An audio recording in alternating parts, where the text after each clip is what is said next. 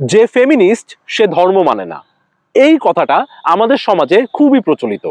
কিন্তু বাস্তবে ফেমিনিজমের যুদ্ধ ধর্মের বিরুদ্ধে নয়, ফেমিনিজম প্রশ্ন তোলে অন্যায় ও বৈষম্যের বিরুদ্ধে, সেটা ধর্মের নামে হোক, সংস্কৃতির নামে হোক, বা অন্য যে কোনো পরিচয়েই হোক। সমস্যাটা আসলে কোথায়? সমস্যা ধর্মীয় গ্রন্থ নয়, বরং ধর্মীয় গ্রন্থের পুরুষতান্ত্রিক ব্যাখ্যা অনেক সময় নারীর অধিকার খর্ব করে। ফেমিনিজম ধর্মকে ঢাল হিসেবে ব্যবহার করে নারীর অধিকার খর্ব করাকে প্রশ্ন করে, আর অনেকেই এই প্রশ্ন করাকে ধর্ম বিরোধিতা ভেবে বসেন।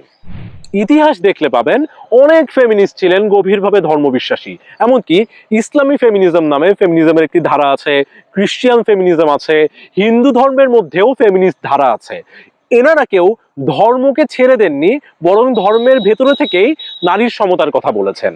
আবার অনেকেই ছিলেন যারা ধর্মেরও সমালোচনা করেছেন, কিন্তু তার মানে এই নয় যে ফেমিনিস্ট মাত্রই ধর্মবিরোধী।